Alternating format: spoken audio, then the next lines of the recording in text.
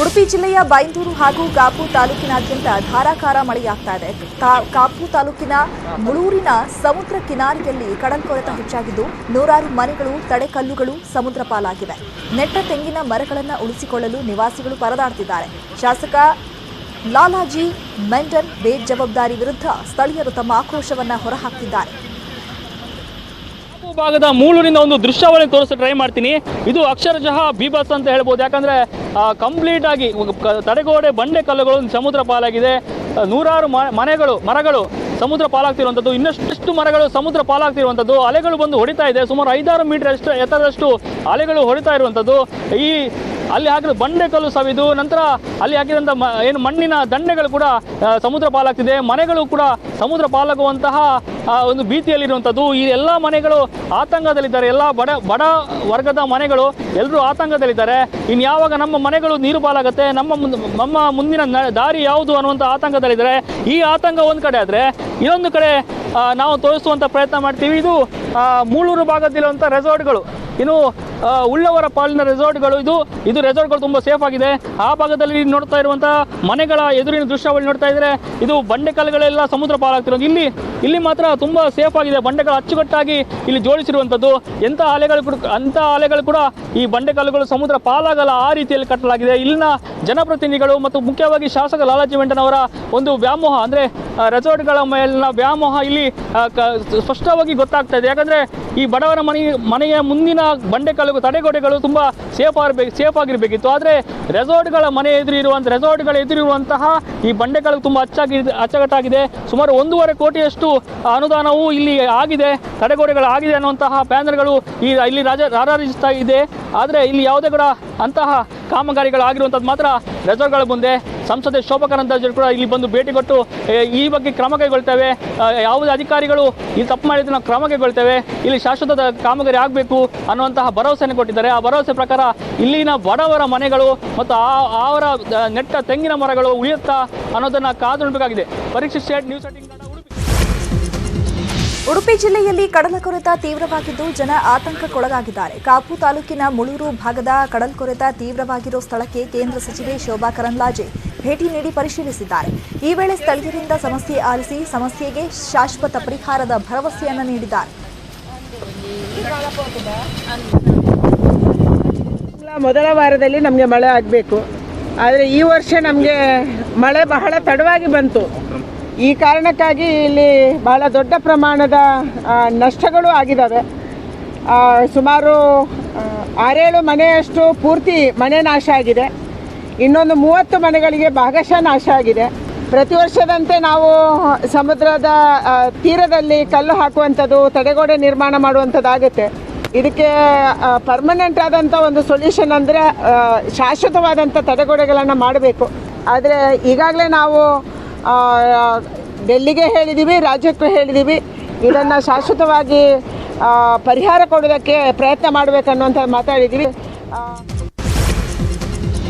ಗುಡ್ಡ ಜರಿದು ನಿರ್ಮಾಣ ಹಂತದ ಮನೆ ನಾಶವಾದ ಘಟನೆ ಪುತ್ತೂರಿನ ಕುಂಬ್ರಾಡಿ ಎಂಬಲ್ಲಿ ನಡೆದಿದೆ. ಮನೆ ಹಿಂಬದಿಯಿದ್ದ ಗುಡ್ಡದ ಬಂಡೆ ಸಹಿತ ಮಣ್ಣು ಬಿದ್ದುದರಿಂದ ಮನೆಗೆ ಹಾನಿಯಾಗಿದೆ. ಅದೃಷ್ಟವಶಾತ್ ಮನೆಯಲ್ಲಿ ಯಾರೂ ಇಲ್ಲದ ಕಾರಣ ದೊಡ್ಡ ಅನಾಹುತ ಸಂಭವಿಸಿಲ್ಲ. ನಿರಂತರ ಗುಡ್ಡ ಕುಸಿತದಿಂದ ಮಣ್ಣು ಜಾರ್ತಾ ಇದ್ದು ಕೆಳಭಾಗದ ಮನೆಗಳು ಅಪಾಯದ ಅಂಚಿಗೆ ಸಿಲುಕಿವೆ. ಅವೈಜ್ಞಾನಿಕ ರೀತಿಯಲ್ಲಿ ಗುಡ್ಡದ ಮಣ್ಣು ಕೊರೆದಿದ್ದಕ್ಕೆ ಈ ಸಮಸ್ಯೆಯಾಗಿದೆ ಅಂತ ಗ್ರಾಮಸ್ಥರು ಆರೋಪಿಸುತ್ತಿದ್ದಾರೆ. ಅಲ್ಲಿ JCPನೆಲ್ಲ ತಟ್ಟು ಮಾಡಿದ್ದಾರೆ ಮಣ್ಣು. ಆ ನೀರೆಲ್ಲ ಕೆಳಗೆ ಬಂದು ನಮ್ಮ ಮನೆ ಹತ್ತಿರ ಬಂದಿದೆ. ತುಂಬ ಮಳೆ ಬಂದರೆ ನಮ್ಮ ಮನೆಗೆ ಅಪಾಯ ಇದೆ.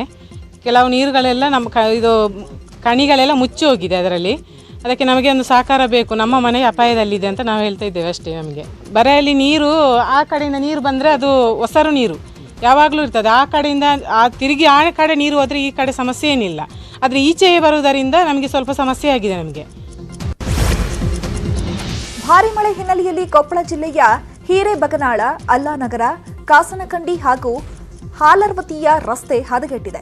ಬೃಹತ್ ಕಾರ್ಖಾನೆಗಳ ಲಾರಿ ವಾಹನಗಳ ಓಡಾಟದಿಂದಾಗಿ ರಸ್ತೆ ಹದಗೆಟ್ಟಿದೆ. ಕಳೆದ ವರ್ಷ ಹೋರಾಟ ಮಾಡಿದಾಗ ಲೋಕೋಪಯೋಗಿ ಇಲಾಖೆ ಹಾಗೂ ಜಿಲ್ಲಾಡಳಿತ ಸಿಸಿ ರಸ್ತೆ ಮಾಡುವ ಭರವಸೆಯನ್ನ ನೀಡಿದ್ವು. ಆದರೆ ಈಗ ಮಳೆಗಾಲ ಆರಂಭವಾಗಿದ್ರೂ ರಸ್ತೆ ಅಭಿವೃದ್ಧಿಯಾಗಿಲ್ಲ. ಕಾವೇರಿ ಜಲಾನಯನ ಪ್ರದೇಶದಲ್ಲಿ ವ್ಯಾಪಕ ಮಳೆಯಾಗ್ತಾ ಇರೋದ್ರಿಂದ ಕೆಆರ್ಎಸ್ ಹಾಗೂ ಕಬಿನಿ ಡ್ಯಾಂನಿಂದ ನದಿಗೆ ನೀರು ಬಿಡುಗಡೆ ಮಾಡಲಾಗಿದೆ. ಆದ್ದರಿಂದ ಭರಚುಕ್ಕಿ ಜಲಪಾತ ಬೋರ್ಗರೆದು ಧುಮ್ಮಿಕ್ಕುತ್ತಿದೆ.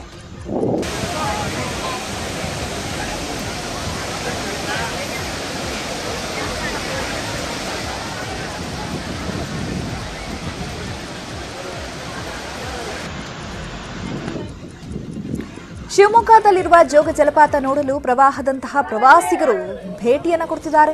ಸುರಿಯುವಂತಹ ಮಳೆ, ಬೀಳುತ್ತಿರುವ ಮಂಜಿನ ನಡುವೆ ಪ್ರವಾಸಿಗರ ದಂಡು ಜಲಪಾತವನ್ನು ಕಣ್ತುಂಬಿಕೊಳ್ತಾ ಇದೆ.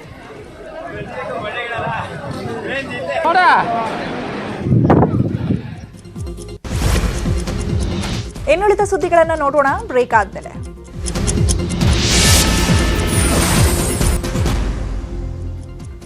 Welcome back. ಉಳಿದ ಸುದ್ದಿಗಳನ್ನು ನೋಡ್ತಾ ಹೋಗೋಣ.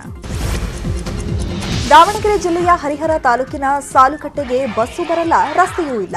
ಆದ್ದರಿಂದ ಕೆರಳಿದಂತಹ ಮಕ್ಕಳು ಗ್ರಾಮ ಪಂಚಾಯಿತಿಗೆ ಮುತ್ತಿಗೆ ಹಾಕಿದ್ದಾರೆ. ಬರೋಬ್ಬರಿ 3 ಕಿಲೋಮೀಟರ್ ರಸ್ತೆ ಕೆಸರು ಗದ್ದೆಯಂತಾಗಿದ್ದು, ಇದೇ ರಸ್ತೆಯಲ್ಲಿ ಬಿದ್ದು ಮಕ್ಕಳು ಗಾಯ ಮಾಡಿಕೊಳ್ತಿದ್ದಾರೆ. ಆದ್ದರಿಂದ ಮಕ್ಕಳನ್ನು ಶಾಲೆಗೆ ಕಳಿಸೋಕೆ ಪೋಷಕರು ಹಿಂದೇಟು ಹಾಕ್ತಿದ್ದಾರಂತೆ. ಸಮಸ್ಯೆ ಇಲ್ಲಿಗೆ ಮುಗಿಯಲ್ಲ. ಸಾಲುಕಟ್ಟೆಯಿಂದ ದೇವರ ಬೆಳಕೆರೆಗೆ ಬಸ್ ವ್ಯವಸ್ಥೆ ಇಲ್ಲದಿರೋದ್ರಿಂದ ಮಕ್ಕಳು ನಡ್ಕೊಂಡೇ ಹೋಗ್ಬೇಕಂತೆ. ಆದ್ರಿಂದ ಮಕ್ಕಳು ಪಂಚಾಯಿತಿಗೆ ಮುತ್ತಿಗೆ ಹಾಕಿದ್ದಾರೆ. ನಾವು 3 ಕಿಲೋಮೀಟರ್ ಬೆಳಕೇರಿಗೆ ಹೋಗ್ಬೇಕು ಹೈಸ್ಕೂಲಿಗೆ. ಅಲ್ಲಿ ಬಹಳ ರೋಡ್ ತೊಂದರೆ ಆಗಿದೆ. ನಮಗೆ ಓಡಾಡಕ್ ಆಗ್ತಿಲ್ಲ. ಬಹಳ ಕೆಸರು ಇರೋದ್ರಿಂದ ಸ್ಟೂಡೆಂಟ್ ಬಹಳ ವಿದ್ಯಾರ್ಥಿಗಳು ಬೀಳ್ತಾರೆ. ಬಿದ್ದು ಕೈ ಮುರ್ಕಂದನ ಅವ್ರು ಪಂಚಾಯತಿಯರಿಗೆ ಹೇಳಿದ್ರೆ ಅವ್ರೇನು ರೆಸ್ಪಾನ್ಸ್ ಮಾಡ್ತಿಲ್ಲ.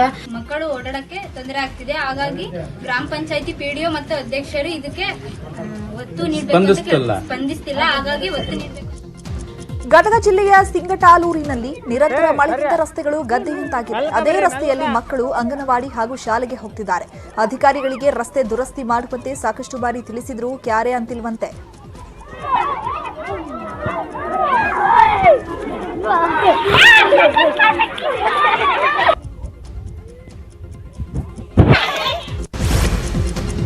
ರಾಜ್ಯದ 10ಕ್ಕೂ ಹೆಚ್ಚು ಜಿಲ್ಲೆಗಳಲ್ಲಿ ವರುಣ ಆರ್ಭಟಿಸುತ್ತಿದ್ದಾನೆ. ನೂರಾರು ಮನೆಗಳಿಗೆ ಹಾನಿಯಾಗಿದೆ.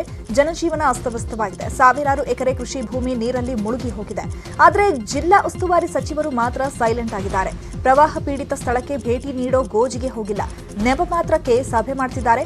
ಕೆಲವರಂತೂ ಸಮಸ್ಯೆ ಆಲಿಸೋದು ಬಿಟ್ಟು ಬೆಂಗಳೂರಲ್ಲೇ ಠಿಕಾಣಿ ಹೂಡಿದ್ದಾರೆ. ನ್ಯೂಸ್ 18 ವರದಿ ಬೆನ್ನಲ್ಲೇ ಎಚ್ಚೆತ್ತ ಸಿಎಂ ಬೊಮ್ಮಾಯಿ ನಾಳೆಯಿಂದ ನೆರೆ ಪ್ರವಾಸವನ್ನ ಕೈಗೊಳ್ಳೋದಾಗಿ ಹೇಳಿದ್ದಾರೆ. ನಾಳೆ ಕೊಡಗು, ದಕ್ಷಿಣ ಕನ್ನಡ, ಉಡುಪಿ, ಕಾರವಾರಕ್ಕೆ ಭೇಟಿ ನೀಡಿ ಪರಿಹಾರ ಕಾರ್ಯಗಳ ಬಗ್ಗೆ ಸಭೆ ನಡೆಸಲಿದ್ದಾರೆ. ಆದರೆ ಸಿಎಂ ಉಸ್ತುವಾರಿ ಸಚಿವರಿಗೆ ಬಿಸಿ ಮುಟ್ಟಿಸಿ ಜಿಲ್ಲೆಗಳಿಗೆ ಕಳಿಸ್ತಾರಾ ಅಂತ ಕಾದು ನೋಡಬೇಕಾಗಿದೆ. ಕಳೆದ 10 ದಿವಸದಿಂದ ನಿರಂತರವಾಗಿ ಮಳೆ ಬೀಳ್ತಾ ಇದೆ. ಅದು ವ್ಯಾಪಕವಾಗಿ ಕರಾವಳಿ, ಕೊಡಗು, ಮಲೆನಾಡು ಮತ್ತು ಉತ್ತರ ಕರ್ನಾಟಕದ ಕೆಲವು ಜಿಲ್ಲೆಗಳಲ್ಲಿ ಕೂಡ ಆಗಿದೆ.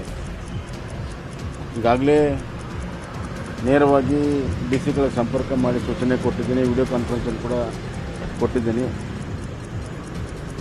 2 ದಿವಸ ಮಳೆ ತೆಗೆದ ಮೇಲೆ ಹೋಗಬೇಕನ್ನುವಂಥ ತೀರ್ಮಾನ ಮಾಡಿದೆ. ಆ ರೀತಿ ಬಂಗಾಳಕೊಲ್ಲಿಯಲ್ಲಿ ವಾಯುಭಾರ ಕುಸಿತದಿಂದಾಗಿ ಕರ್ನಾಟಕ, ಮಹಾರಾಷ್ಟ್ರ ಮತ್ತು ಗುಜರಾತ್ನಲ್ಲಿ ಇನ್ನೂ 4 ದಿನ ಮಳೆಯಾಗಲಿದೆ. ಗುಜರಾತ್ನ ಅಹಮದಾಬಾದ್ನಲ್ಲಿ ಒಂದೇ ರಾತ್ರಿ 228 ಮಿಲಿಮೀಟರ್ ಮಳೆಯಾಗಿದ್ದು ತಗ್ಗು ಪ್ರದೇಶಗಳು ಮುಳುಗಿವೆ. ಹಲವು ರಸ್ತೆಗಳಲ್ಲಿ 6 ಅಡಿ ಎತ್ತರದವರೆಗೆ ನೀರು ಹರಿದಿದೆ. ಅಹಮದಾಬಾದ್ ರಸ್ತೆಗಳು ನದಿಗಳಂತಾಗಿವೆ. ಮನೆಗಳ ನೆಲಮಹಡಿ ಜಲಾವೃತಗೊಂಡಿವೆ. ಪಾಲಡಿ ಪ್ರದೇಶದ ಶಾಪಿಂಗ್ ಮಾಲ್ ಒಂದರಲ್ಲಿದ್ದ ವಸ್ತುಗಳು ನೀರಲ್ಲಿ ಕೊಚ್ಚಿ ಹೋಗಿದೆ. श्यामल 4 रस्ता सोमेश्वर कॉम्प्लेक्स में ಗುಜರಾತ್ನ ಛೋಟಾ ಉದಯಪುರದಲ್ಲಿ ಮಹಾಮಳೆಗೆ 5-6 ಅಡಿಯಷ್ಟು ನೀರು ನಿಂತಿದೆ. ಜನರು ಸಂಕಷ್ಟಕ್ಕೆ ಸಿಲುಕಿದ್ದಾರೆ. ಮನೆಯಲ್ಲಿ ಸಿಲುಕಿದವರು ಹೊರಬರಲಾಗದೆ ಒದ್ದಾಡ್ತಿದ್ದಾರೆ. ಹೀಗೆ ಮನೆಯಲ್ಲಿ ಸಿಲುಕಿದ್ದ ಒಂದು ಕುಟುಂಬವನ್ನ ಪಿಎಸ್ಐ ಎಎಸ್ ಸೋರಯ್ಯ ಅನ್ನೋರು ರಕ್ಷಿಸಿದ್ದು ವಿಡಿಯೋ ಎಲ್ಲೆಡೆ ವೈರಲ್ ಆಗಿದೆ.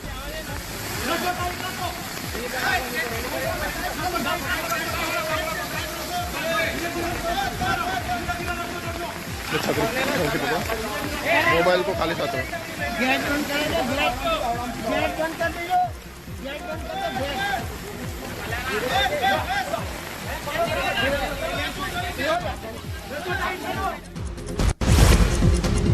ಮಹಾರಾಷ್ಟ್ರದಲ್ಲಿ ಹಲವು ದಿನಗಳಿಂದ ನಿರಂತರ ಮಳೆಯಾಗ್ತಾ ಇದೆ. ನದಿಗಳಲ್ಲಿ ನೀರಿನ ಮಟ್ಟ ಏರಿಕೆಯಾಗಿದೆ.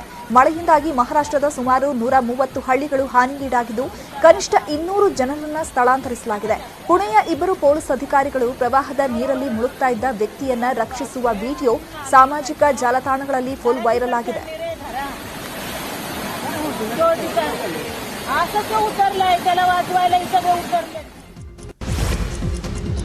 ನೆರೆಯ ತೆಲಂಗಾಣ